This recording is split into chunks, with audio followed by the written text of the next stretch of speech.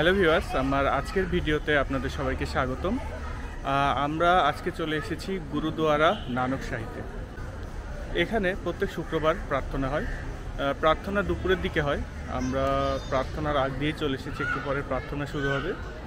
আমরা এই নানকশাহী গুরুদুয়ারা ভালো মতো ঘুরে দেখব, প্রার্থনা করব এবং প্রার্থনা শেষে প্রসাদ নিয়ে বাড়ি ফিরব। তাহলে চলুন দেখে নিই নানকশাহী গুরুদুয়ারা। এই নানকশাহী গুরুদুয়ারা হলো শিখ ধর্মাবলম্বীদের প্রার্থনা স্থল। শিখ ধর্মাবলম্বীদের প্রার্থনা করার জন্য ঢাকায় মোট 2টি প্রার্থনা কেন্দ্র আছে, তার মধ্যে এটি একটি। এই গুরুদুয়ারাটি ঢাকা বিশ্ববিদ্যালয়ের টিএসসি চত্বরের কাছে অবস্থিত। ঢাকা বিশ্ববিদ্যালয়ের হাকিম চত্বরের পাশে এবং বেগম রোকেয়া হলের ঠিক উল্টো দিকে এই গুরুদুয়ারার অবস্থান। এটি হলো শিখ ধর্মাবলম্বীদের বিশেষ চিহ্ন। এই চিহ্নটি এই গুরুদুয়ারার বিভিন্ন জায়গায় আমরা দেখতে পেয়েছি। এখানে প্রত্যেক শুক্রবার প্রার্থনা হয় এবং প্রার্থনা শেষে প্রসাদ বিতরণ করা হয়। এই ভবনটি হচ্ছে শিখ রিসার্চ সেন্টার। তাছাড়াও এখানে মন্দির আছে, একটি দরবার হল আছে এবং প্রসাদ বিতরণ কেন্দ্র আছে। যে কোনো ধর্ম এবং বর্ণের মানুষ প্রার্থনায় অংশগ্রহণ করতে পারে এবং প্রসাদ গ্রহণ করতে পারে। চলুন আমরা এই গুরুদুয়ারাটি ভালোভাবে ঘুরে দেখি।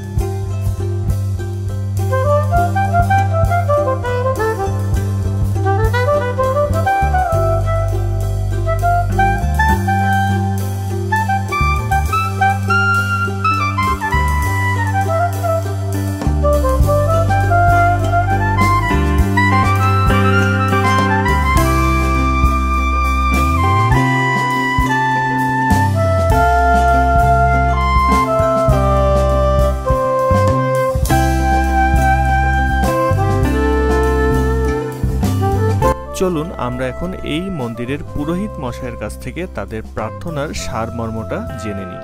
नाम चर्दी कला तेरे बहाने शरबत का भला, सबका भला का दुआ करी।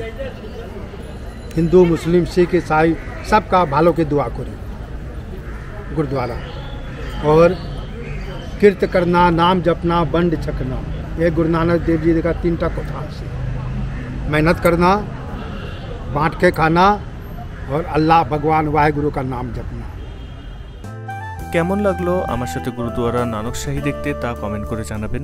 ভালো লাগলে ভিডিওটি লাইক করবেন এবং অবশ্যই বন্ধুদের সাথে শেয়ার করবেন। সেই সাথে আমার চ্যানেলটি সাবস্ক্রাইব করতে কিন্তু ভুলবেন না। খুব তাড়াতাড়ি আপনাদের সাথে দেখা হচ্ছে পরবর্তী ভিডিওতে। ততক্ষণ পর্যন্ত আপনারা আমার সাথেই থাকুন। শুভ বিদায়।